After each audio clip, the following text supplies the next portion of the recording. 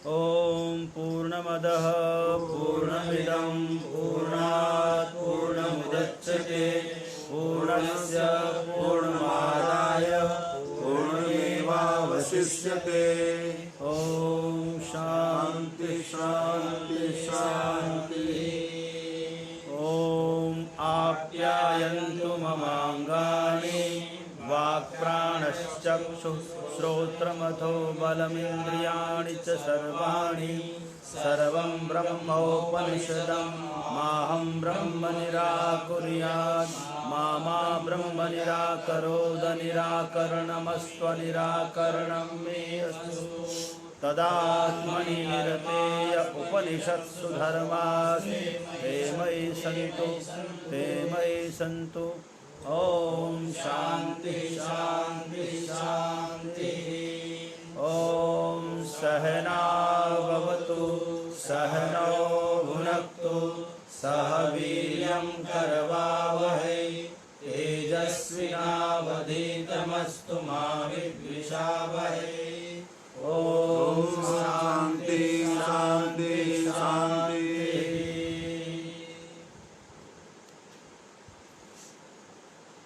आइए हम लोग कठोपनिषद सरल व्याख्या में अध्याय 1 और वल्ली 2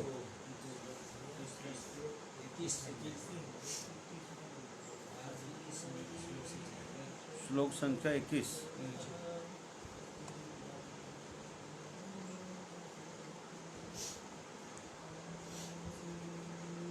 बहुत सुंदर। पधारिए पधारिए।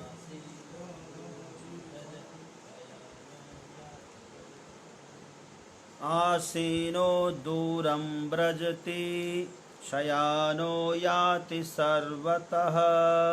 आसीनं दूरं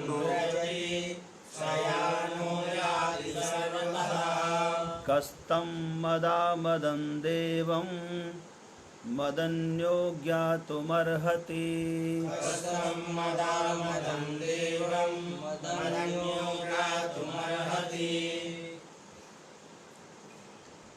बहुत सुंदर। यहाँ नचिकेता और यमराज महोदय का सुंदर संवाद चल रहा है। प्रस्तुत प्रसंग में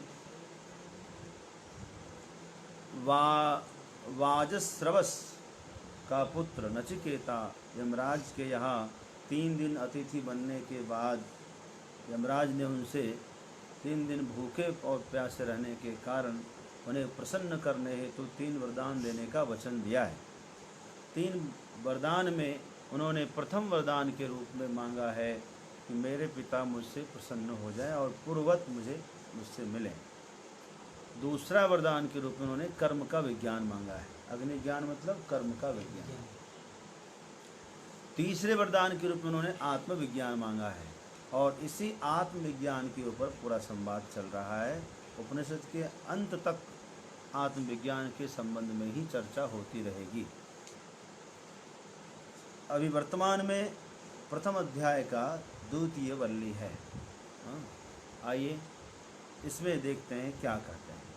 21वां नंबर श्लोक है। यमराज महोदय ने कहा है आसीनो द्रूरम व्रजति।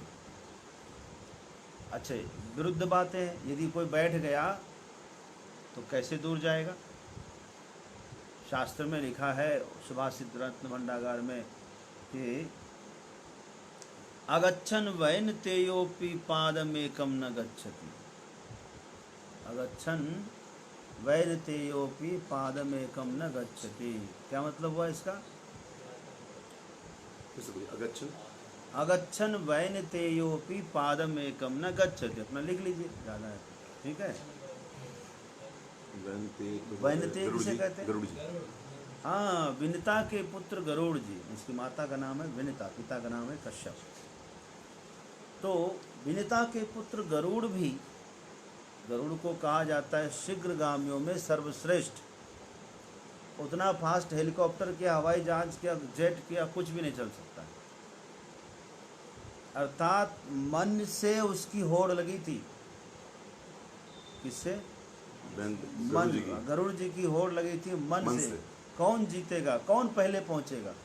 और आपको बता दे, भगवान को उसने ध्यान किया और मन को हरा दिया।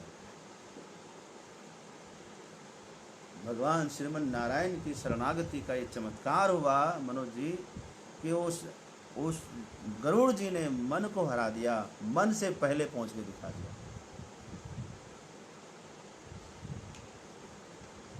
जब वो गजराज की रक्षा करनी थी, उस समय गरुड़ जी से थोड़ी स्खलन गलती हो गई, पहुंच चूँकि और विलम्ब, भगवान को और जल्दी चाहिए था, गरुड़ समझ नहीं सके, क्योंकि भगवान अपनी मस्ती में हमेशा चलते थे और कहते थे इतनी जल्दी क्या, आराम से चलो, कोई बात नहीं, इधर उधर देखते सुनते चले जाते थे। वही चाल उनकी थी। अब प्रभु को जल्दी थी, इतनी जल्दी, इतनी त्वरा थी कि गरुड़ जी को समझ में नहीं आया। आखिर में गरुड़ जी को छोड़ के प्रभु को जाना पड़ा गजराज की रक्षा के लिए। गरुड़ को छोड़ दिया। अरे तू क्या करता है यहाँ, ऐसे चलता कोई? गरुड़ दूर से आया, बड़ा पछताया बाद में। खैर शरण में है, शरणागत भक्त की रक्षा करना, 100 क्या 1000 क्या लाखों भूल को माफ़ करना, ये तो प्रभु का स्वभाव है। भूल ध्यान ही नहीं देते वो कभी। भूल यदि वो ध्यान दें, कोई भक्त नहीं बन पाएगा। फिर उसके बाद से तो उसने कहा एक काम करते हैं भगवान, हम और आपके मन में होड़ लगाए। प्रभु के मन और गरुड़ जी में होड़ लगी, देखते हैं कौन जीतता है, क्योंकि मन का स्वामी भी भगवान ही है। और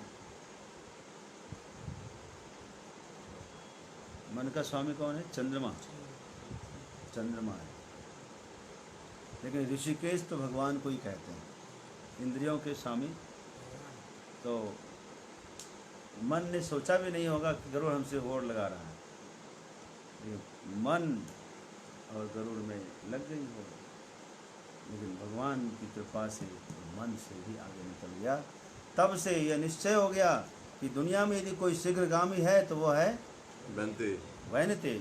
लेकिन शास्त्र कहते हैं कि यदि वैनते भी यदि ना चले तो एक कदम भी नहीं चल सकता है। यदि बैठ गए तो चल जाएगा, नहीं चलेगा।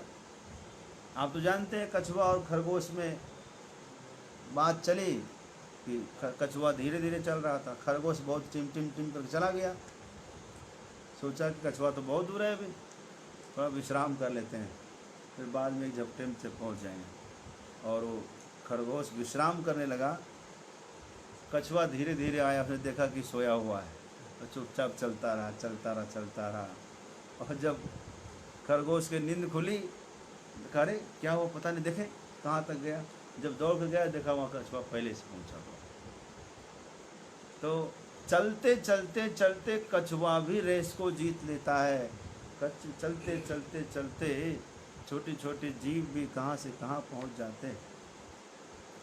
और ना चले तो गरुड़ भी एक कदम नहीं चल सकते, ये कहा। तो परस्पर विरुद्ध बातें हुई कि नहीं हुई? परस्पर विरुद्ध बातें। एक तो जब पढ़ने बैठिए तो सिर खुला रखिए, ये तब ज्ञान आएगा। पहली बात, एक तो आदमी बैठेगा तो चलेगा कैसे? और कह रहे कि आसीनो दूरम ब्रजते शयानो याति सर्वतः। और सोएगा तो कहीं एक जगह सोएगा। कहा कि सोता हुआ भी वह सब ओर पहुंच जाता है। वह हर्ष युक्त भी है, हर्ष रहित भी है। कस्तम मदा मदम देवम मदन्यो ज्ञातुम अर्हति। उसको तो मैं ही जानता हूँ अच्छी तरह से, मेरे अलावा कोई कैसे जान सकता है उसको। कितना सुंदर उन्होंने कहा। दरअसल में ये प्रभु का स्वरूप बता दिया यमराज मोदी ने, संक्षेप में बता ही दिया कि वह परमात्मा बिनु पग चल सुनई बिनु काना कर बिनु कर्म करई विधि नाना। आनन रहित सकल रस भोगी, आनन रहित सकल रस भोगी, बिनु बानी बक्ता बड़ जोगी।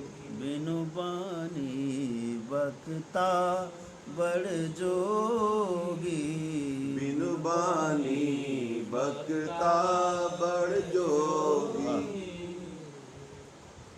कर बिनु कर्म करें नाना, बिनु पग चलें। चलता तो सब जगह, उनको पैर की आवश्यकता ही नहीं। सच्ची बात क्या है बताऊं? सच्ची बात है वो सब जगह है ही। हाँ, जाने की जरूरत क्या है? जरूरत क्या है उसको जाने की? व्यापक का मतलब क्या होता है? विभू। सब जगह है, व्यापक। वो खाली प्रकट हो जाता है। प्रकट होना, तिरोधान होना। नहीं दिखना, दिखने का मन है, तिरोधान हो गया। दिखने का मन है, प्रकट हो गया। आपने पुकारा, आपकी पुकार में दम है, आपके सामने प्रकट होगा। यथा गोपियों ने पुकारा, गोपी गीत में बहुत रोई, बहुत बिलखी, बहुत संवाद हुआ। आखिर में जब जोर जोर से रोने लगे तो फिर क्या हुआ? इति गोप्यः प्रगायन्तः प्रलयन्तश्च चित्रधा रुरुदुः सुस्वरम राजम कृष्ण दर्शन लालसा। फिर तासां मध्ये आविर्भूत शौर्य स्मयमान मुखाम्बुजाः, है ना? पीताम्बरधर साक्षात मन्मथ मन्मथ, पीताम्बरधर सद्वी साक्षात मन्मथ। तो वो तासां मध्य आविर्भूत मतलब उन्हीं के बीच से प्रकट हुए। बीच में, मतलब कहीं गए नहीं थे। यदि चले जाते तो लिखते कि आगच्छन, ऐसा कुछ बोलते, आगतवान, तत्रागतवान भगवान, ऐसा कुछ कहते। लेकिन नहीं लिखा, तासां मध्य आविर्भूत, वहीं से प्रकट हुए।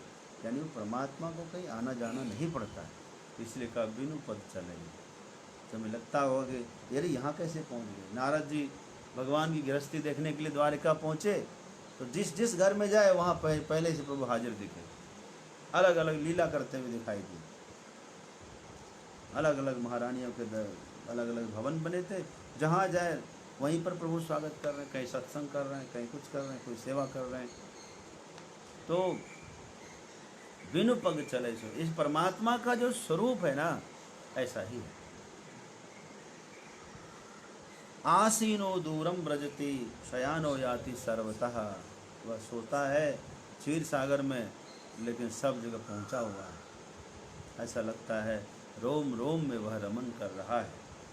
कस्तम मदा मदम, यमराज का कहना है कि मैंने उसे अच्छी तरह से जाना है, उस तत्व को मैंने समझा है, और वर्तमान समय में मैं ही समझा सकता हूँ।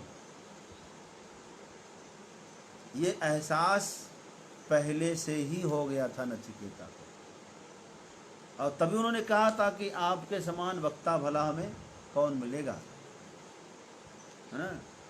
तुदन्यः संशयस्यास्य छेत्ता नही उपपद्यते। जैसे अर्जुन ने भगवान से कहा था कि इस अस्य संशयस्य छेत्ता संपूर्ण अपि संसारे तुदन्यः नास्ति नहीं उपपद्यते नहीं उपलब्ध्यते। आपके अतिरिक्त इस दुनिया में कोई हमारे शंका का समाधान करने वाला नहीं है। किसने कहा था? अर्जुन ने कहा। वैसे ही नचिकेता ने भी कह दिया कि हे महाराज, आपके समान कोई प्रवक्ता नहीं है। और अभी उन्होंने स्वीकार किया, तुम सही कहते हैं।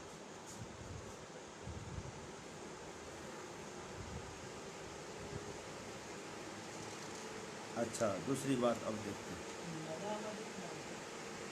मद मतलब हर्ष, अमद मतलब हर्ष रहित। उसमें हर्ष शोक कुछ नहीं है। मदा मदम हर्ष शोक से ऊपर है, इसलिए उसको जो जानता है वह भी हर्ष शोक से ऊपर हो जाता है। हर्ष और विषाद से वह रहित हो जाता है। मैं उस तत्व को जानता हूँ। मदा मदम देवम विदित्वा, मदन्यो कहा गया तुम अर्हति। हो गया। अशरीरं शरीरेष्व अनवस्थेष्वस्थितम्, अशरीरं शरीरेष्व महान्तं विभुमात्मानं मत्वा धीरो न शोचति। महान्तं विभुमात्मानं मत्वा धीरो न शोचति। अशरीरं शरीरेषु अनवस्थम् अनवस्थेष्वस्थितं। शरीरेषु अशरीरम अनवस्थेषु अवस्थितम महांतम विभुम आत्मानं मत्वा धीरो न सोचते। कहते हैं शरीर कितना है? 4 खानियों में 84 लाख प्रकार के शरीर है ना। वृक्ष आदि भी शरीर ही माने जाते हैं, पर्वत पहाड़ नदियाँ भी शरीर ही है, लेकिन इसमें जड़ता आधिक्य है, चैतन्य कम है, चेतना कम है, जड़ता अधिक है। इंद्रियों के अभाव में बिना इंद्रिय का भी शरीर होता है। इंद्रियों के अभाव में कोई भी संज्ञान, कोई भी प्रक्रिया प्रतिक्रिया नहीं कर पाते, ये अलग बात है। ठीक है, हाँ उसको बोलिए यहाँ आके बैठे, पानी पीने के लिए जाएंगे, क्या करेंगे?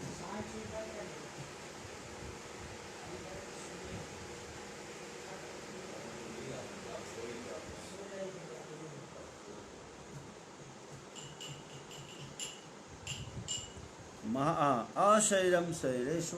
ठीक है, तो जितने भी प्रकार के शरीर हैं सभी शरीरों में वह है कि नहीं है?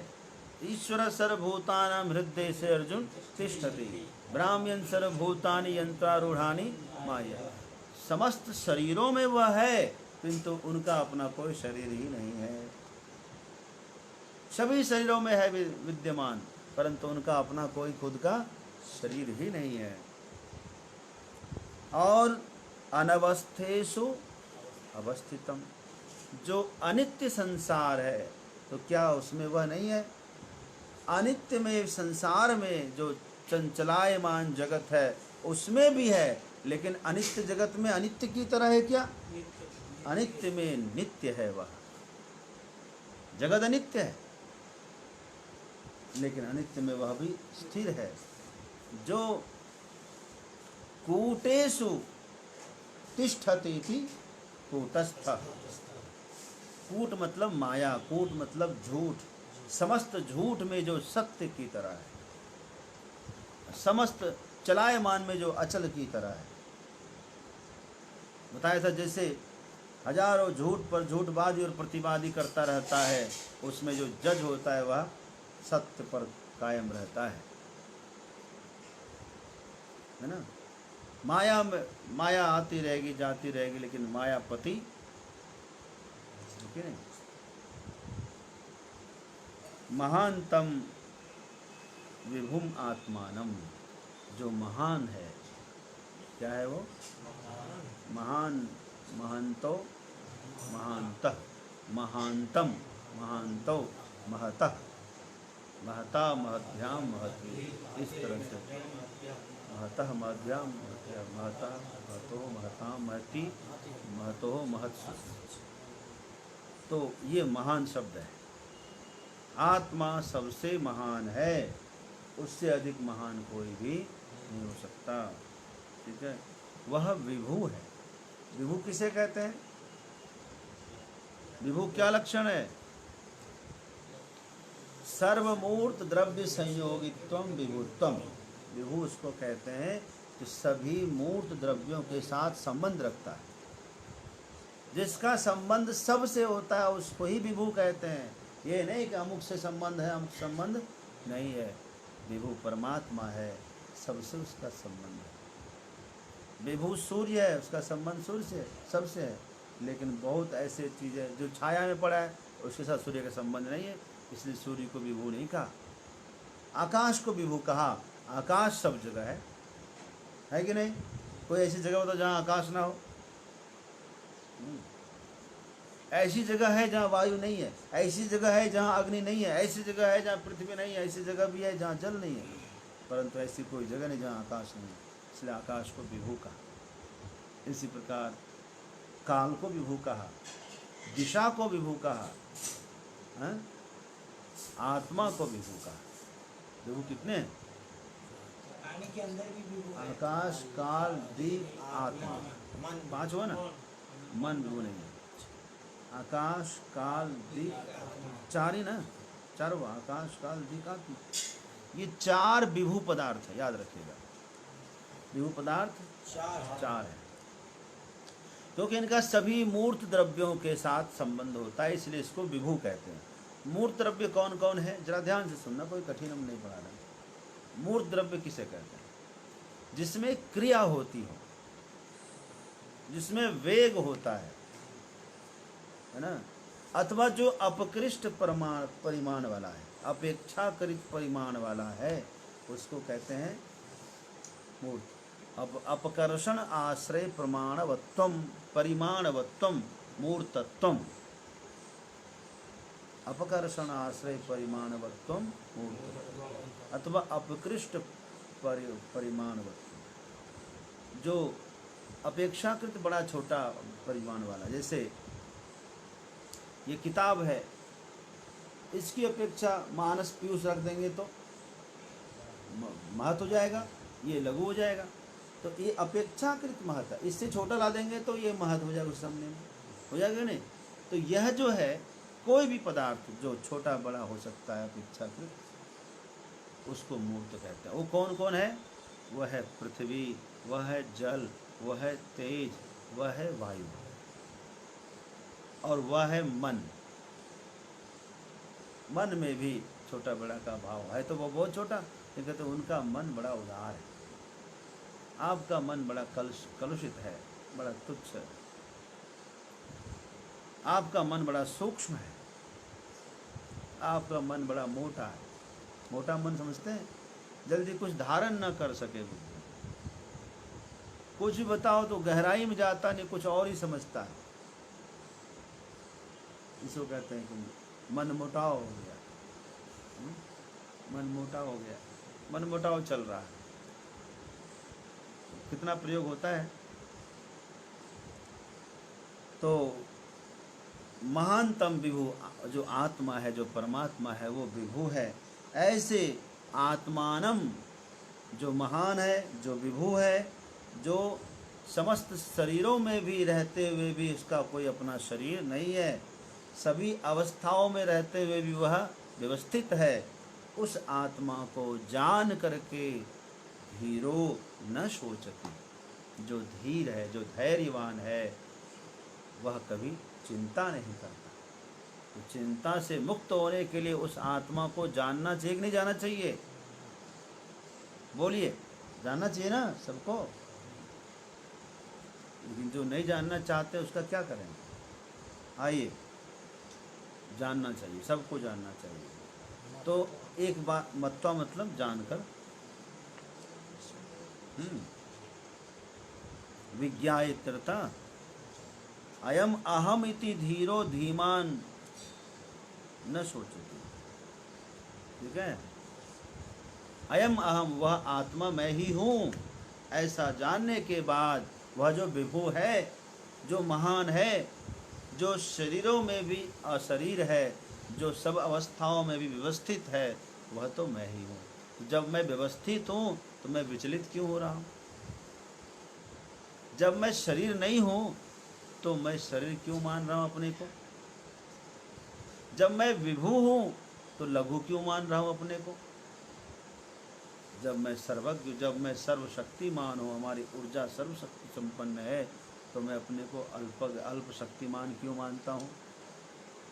तो इन सब को जान करके, विचार करके धैर्यवान पुरुष जो है शोक नहीं करता कभी।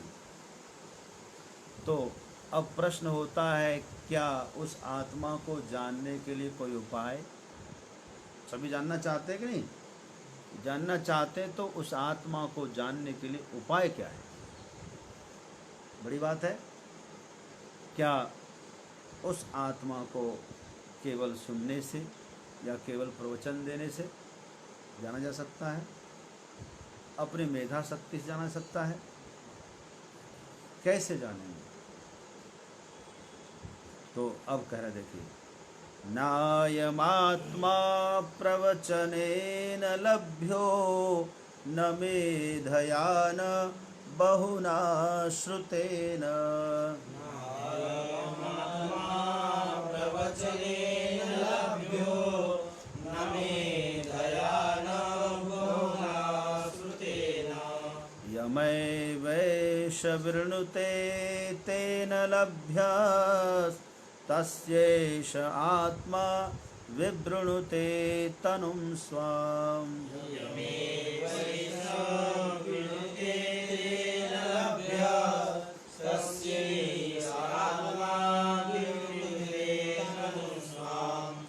नायमात्मा प्रवचनेन लभ्यो न मेधया न बहुना श्रुतेन। यमैवैष वृणुते तेन लभ्यस्तस्यैष आत्मा विवृणुते तन्। बहुत सुंदर बात कही है कि नायमात्मा प्रवचनेन अनेक वेद स्वीकरणेन लभ्यो ज्ञेयो। बहुत वेद पाठ कर लें और तरह तरह के शास्त्रों का ज्ञाता प्रवचन करने लग जाएं हम, तो क्या हम आत्मा को जान लेंगे? हैं? कारा नहीं जान सकते। केवल प्रवचन करके आत्मा को नहीं जान सकते बाबा। ये सब गलत धारणा मन में कभी धारण ना करें कि हम प्रवचन करने लग गए तो हम आत्मा को जान लिए ना। ना अयम आत्मा प्रवचनेन लभ्यो न मेधया। अपनी मेधा शक्ति का अहंकार करके हम जान लेंगे। ग्रंथ धारण शक्तिया अपि न मेधिया। तो बहुत सुन ले, तो केवल बहुत सुनने से भी आत्मा का ज्ञान नहीं हो सकता है। कहाँ गए मनोज जी? कह रहे थे खाली सुनने सुनने से हो जाएगा। शास्त्र कहता है केवल सुनने से भी आत्मा का ज्ञान नहीं हो सकता है। तो व्यर्थ की बातें। तो फिर कैसे ज्ञात होगा? आत्मा का ज्ञान कैसे होगा? प्रवचन से नहीं होगा, खाली केवल मेधा शक्ति से, धारण शक्ति से नहीं होगा, अथवा केवल बहुत सुनने से नहीं होगा। तब फिर कैसे आत्मज्ञान होगा? तो करें यमैवेश वृणुते तेन लभ्या। यम एष, यम मतलब यमेव स्वात्मानम एष साधको वृणुते प्रार्थयते। यह साधक अर्थात अंतःकरण उपाधि से युक्त जो जीव है, मन बुद्धि युक्त जो जीव है, वह अपने आत्मा को जानने के लिए जब उत्सुक होता है, ब्रह्म जिज्ञासा करता है और भगवान से प्रार्थना करता है कि हमें उस आत्मनिश्चित ज्ञान हो, सद्गुरु से प्रार्थना करता है कि हमें उस आत्मनिश्चित ज्ञान हो, तब यह जो आत्मा है स्वयं अपना स्वरूप प्रकाशित कर देती है, उद्घाटित कर देती है। उस साधक के लिए स्पेशली अपने को ओपन कर देती है, ताकि वो कोई भी हो, उसको कोई भी क्या, जैसे कोई नई बहू होती है और 5वें मंजिले या 2 महले से ऊपर से सड़क पर अपनी खिड़की से देखती, ठीक है, पर्दे से आड़ में ओट में देखती है, वह तो हर राहगीर को, पंथी को, हर पंथी को चलते हुए देख लेती है।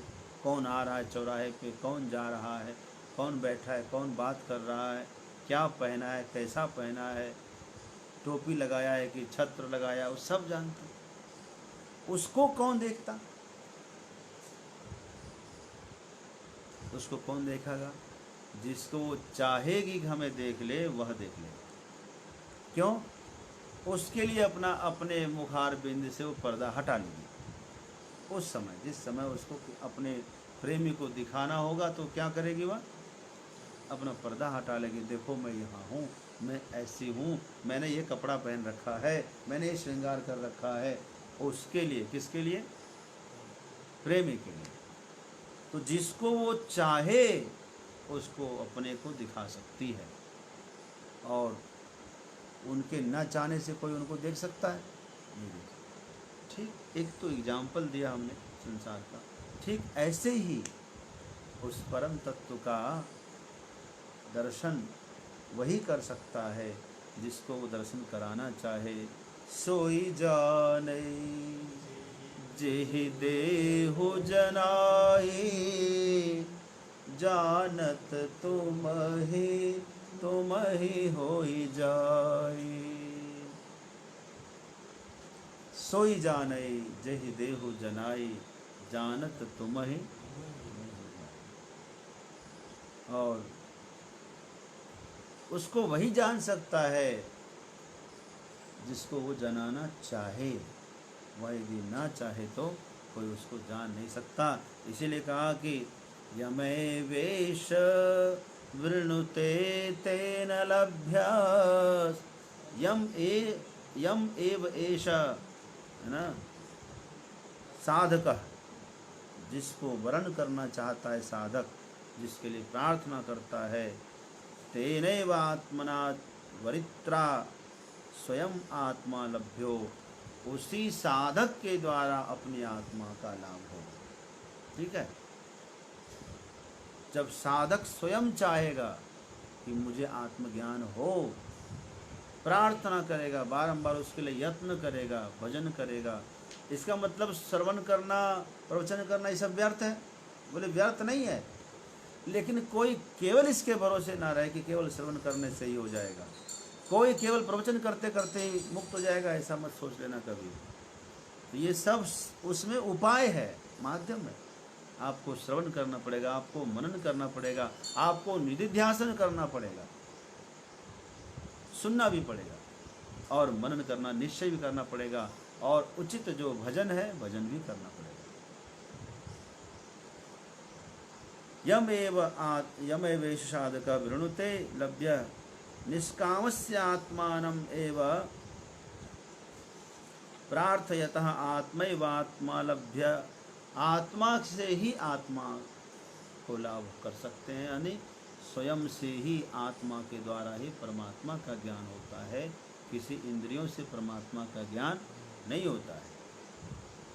फिर कहा कि किस प्रकार लाभ मिलेगा, है?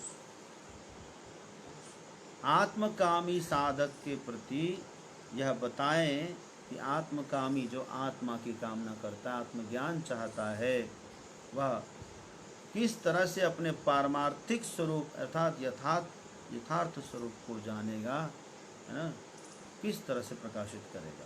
ठीक है, तो उस पर कहते हैं कि सुन लीजिए कुछ क्या क्या करना चाहिए। ना विरतो दुश्चरितान्, न शांतो न समाहितः,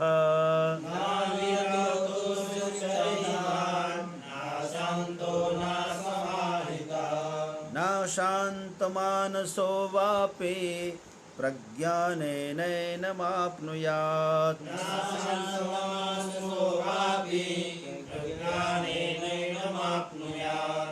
न विरतो दुश्चरितान्, दुश्चरित्र से अलग होना पड़ेगा।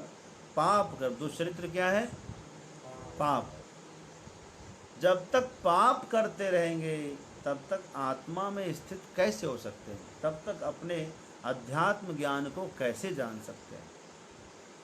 तो पाप कर्म को छोड़ना आवश्यक है, प्रथम। दूसरा, इंद्रियों को भी समाहित करना आवश्यक है। इंद्रियां विषयों की ओर खींचती रहेगी तो आप अंतर्मुख नहीं हो पाएंगे। तो ना विरतो दुश्चरिता न शांतः न समाहितः। इंद्रियां शांत हो पहले, ठीक है। अच्छा, समाहित, समाहित मतलब समाधान युक्त भी होना पड़ेगा, संतोष युक्त भी होना पड़ेगा।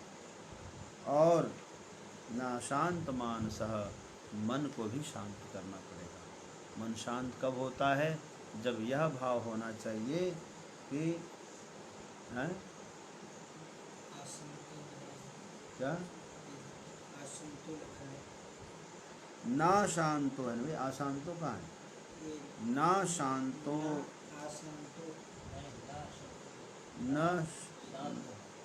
न धन अशांत, न अशांत मानसो वापि प्रज्ञानेन, है ना। यम लब्ध्वा चापरं लाभं मन्यते नाधिकं ततः, यस्मिन् स्थितो न दुःखेन गुरुणापि विचार्यते। गीता में भगवान कहते हैं यम लब्ध्वा चापरम, यह साधक निश्चय करे कि इससे बड़ा कोई लाभ नहीं है, तो मन वहाँ पर रुक जाएगा। यदि पता लगेगा इससे बड़ा कोई लाभ है तो मन रुकेगा। कहते हैं कि मैत्रेयी और कात्यायनी दो पत्नी थी। किसकी? हैं? याज्ञवल्क्य की थी। तो संन्यास लेना चाहते थे याज्ञवल्क्य जी। संन्यास लेने के लिए घर छोड़ो। मैं बता रहा था याज्ञवल्क्य जी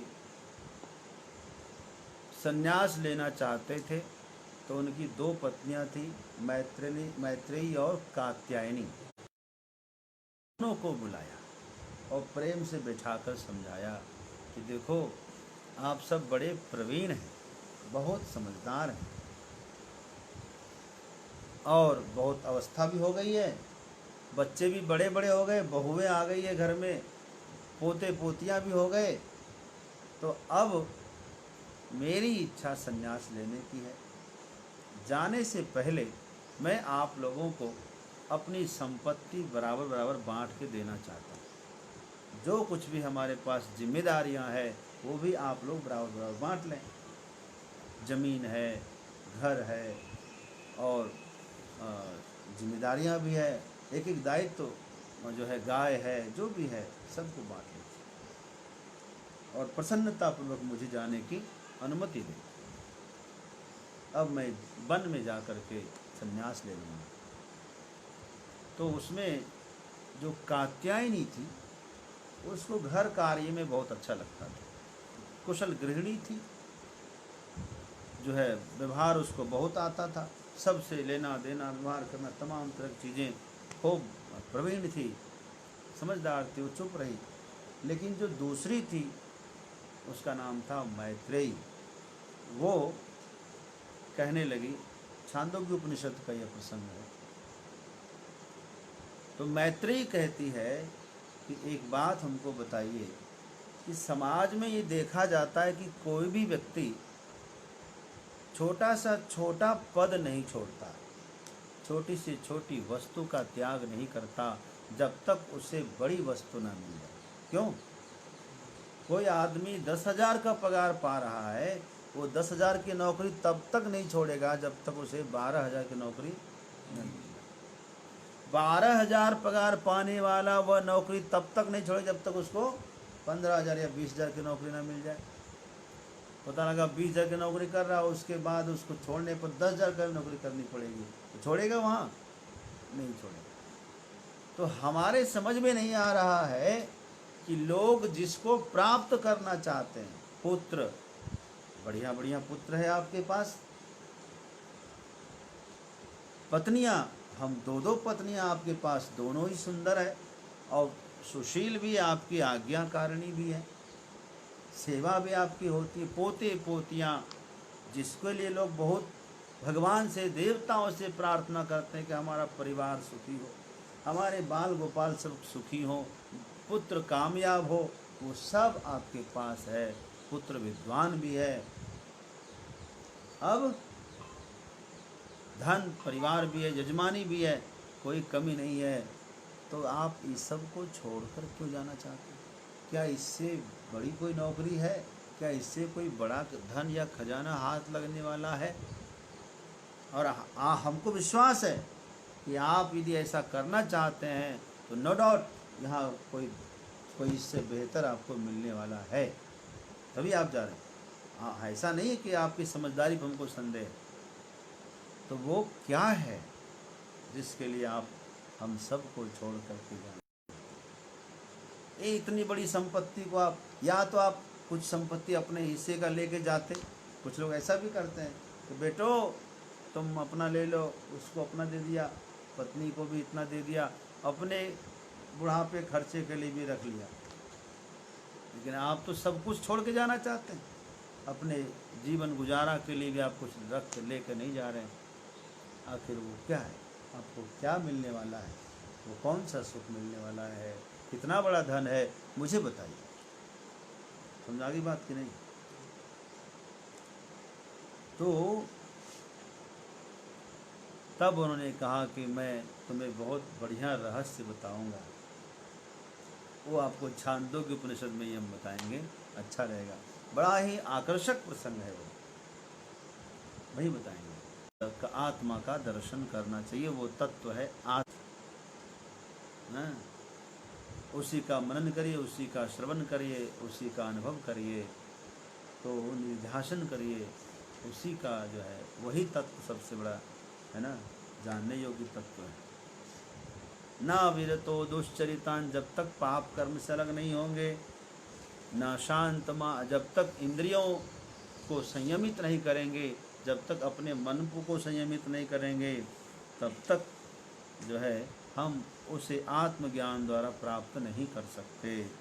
यस्य ब्रह्म च छत्रं च उभे भवत ओदने ओदनः, यस्य ब्रह्म च छत्रं च उभे भवत ओदनः, मृत्युर्यस्योपसेचनं क इत्था वेद यत्र सः, मृत्युर्यस्योपसेचनं यथा वेद यत्र सः, यस्य ब्रह्म च छत्रं च उभे भवत ओदनः।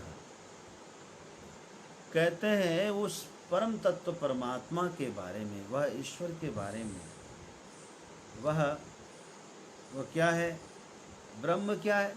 ब्रह्म मतलब जो ब्राह्मण है। ब्राह्मण किसे कहते हैं?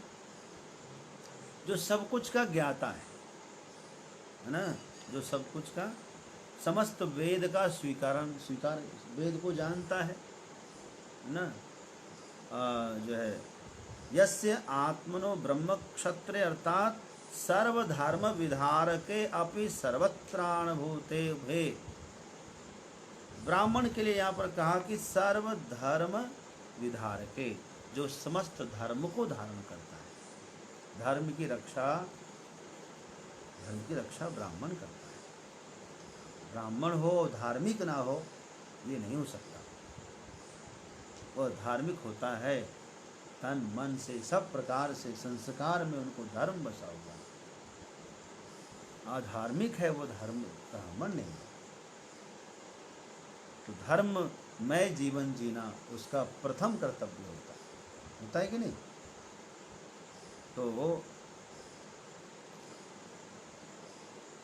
तो ब्राह्मण हो चाहे सब कुछ का ज्ञाता हो, ठीक है, वेद को जान लिया तो सब जान लिया समझो। दूसरा, क्षत्र किसे कहते हैं? अर्थात जो त्राण करे, सर्वत्राण भूते, जो सबकी रक्षा करे, उसका धर्म है क्षत्रयति इति क्षत्रः, छात्री, क्षत्रयति इति क्षत्रिय, जो सबकी रक्षा करे, सबको सुरक्षित करे, वर्षा से बचाए, उसको छत्र लगाते हैं सिर पर, रक्षा करते। ये छत है, छत्र शब्द का अपभ्रंश छत बन गया। ये हमें शीत से, आतप से, सबसे बचाता है। तो क्षत्रिय उसे कहते हैं जो सबकी रक्षा करता है। परमात्मा की नज़र में क्षत्रिय क्या, परमात्मा की नज़र में ब्राह्मण क्या, परमात्मा की नज़र में शूद्र और वैश्य क्या है ना? अरे ये सब तो छोड़ दीजिए, साक्षात यमराज कह रहे हैं कि ये जो हमारा है ना, हमें भी वो काल का कलेवा कर सकता है।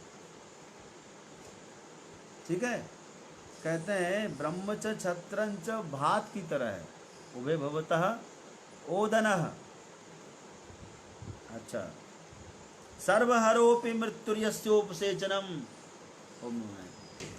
मृत्यु किसे कहते हैं? जो सब कुछ हरण कर ले उसका नाम है मृत्यु, सबको समाप्त कर दे उसका नाम है मृत्यु, सबको मारे उसका नाम मृत्यु है। लेकिन मृत्यु को चटनी की तरह खाता है। उपसेचन मतलब साग, जैसे भात को खाने के लिए क्या चाहिए? साग चाहिए भाई, साग भात, साग भाजी। तो साग मतलब सब्जी, गुजरात में समस्त सब्जी को साग ही कहते हैं। और इधर उत्तर भारत में हरी सब्जी जो है साग, पत्तेदार जो सब्जियां हैं उसको साग कहते हैं। साग, अब गुजरात में जो बोलते हैं ना, हम्म, वो साग नहीं बोलते हैं, तब? साग। शाक सब तो संस्कृत शब्द है। शाक तालव्य श यदि कर दिया तो शाक, शाक मतलब हुआ समस्त सब्जियां। वो गुजरात में सही बोलते हैं। फिर इधर शाक नहीं, शाक मतलब वही शाक बोलिए चाहे साग बोलिए, वो पत्तेदार जो होते हैं ना, पालक वगैरह और चौराई वगैरह, इसको बोलते हैं शाक। बाकी को सब्जी बोलते हैं, लेकिन गुजरात में सबको शाक बोलते हैं, वो शुद्ध बोलते हैं, सही बोलते हैं। तो मृत्यु जिसके लिए शाक है, जिसके लिए सब्जी है, चावल में मिला के खा जाना, क्या है वो? ब्रह्म तत्व के सामने भला कौन कौन क्या है? हाँ? और अशनत्वे अपि अपर्याप्तः तम प्राकृत बुद्धिर्यो यथोक्त साधन रहता सन इत्थमेव। कहते हैं भोजन वो भी पर्याप्त नहीं है, संपूर्ण को सब कुछ समाप्त खा जाए वो, तब भी उसके लिए उसका पेट नहीं भरेगा। वो काल का भी बड़ा काल है, सबसे बड़ा काल है वह उस आत्मा को कि जहाँ वह है, ऐसा पूर्वोक्त जो साधन बताया है ना। साधन क्या बताया?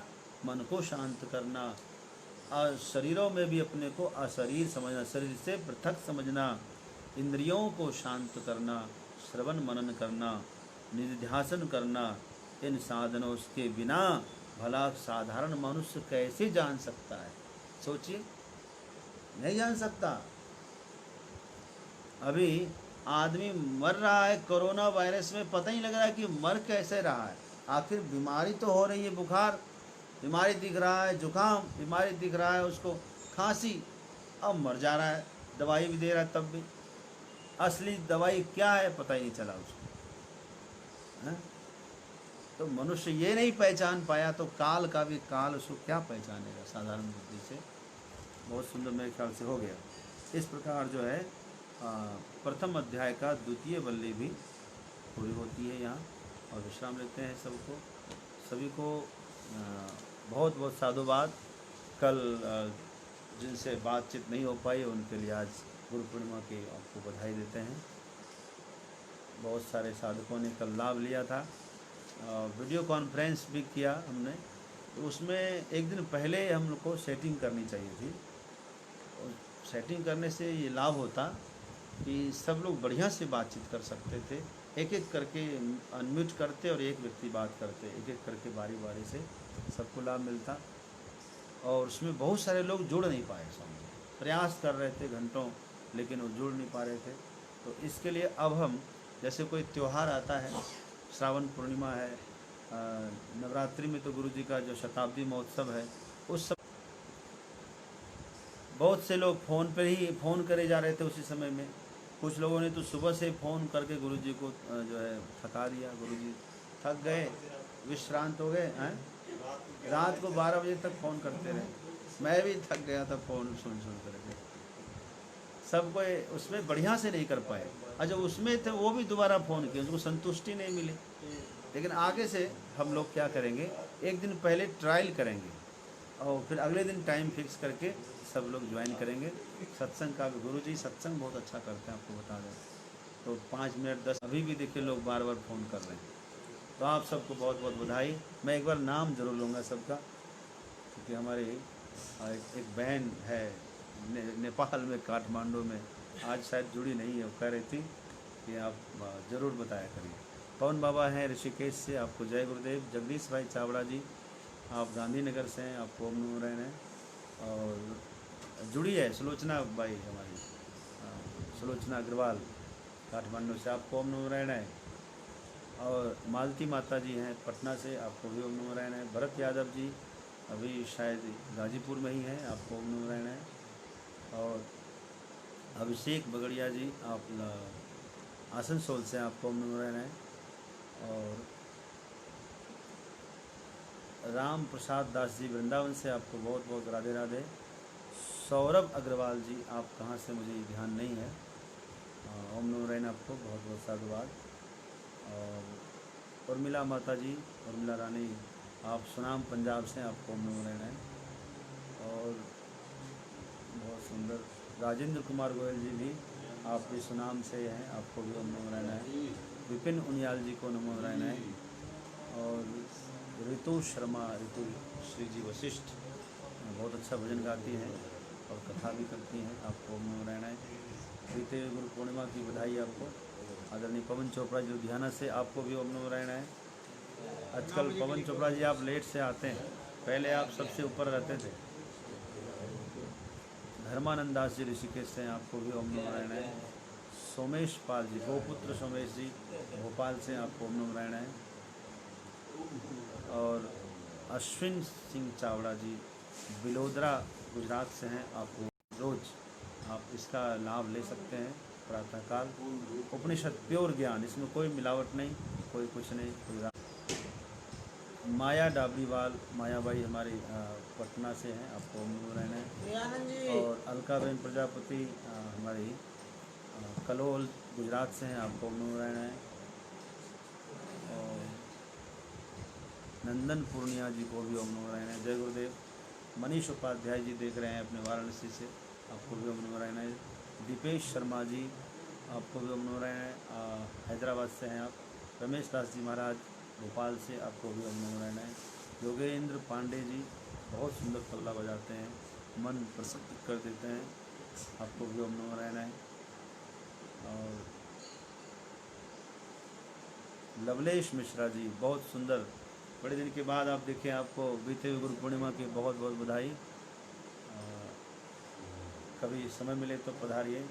लवलेश जी यहाँ पर रहते थे और आप भी तबला बहुत अच्छा बजाते हैं, और इसमें आप अध्यापक हैं वहाँ चित्रकूट में। चित्रकूट की धरती को प्रणाम। रामेश्वर लाल मीना जी लोहारी कला गौशाला राजस्थान से, आपको ओम नमो नारायण है।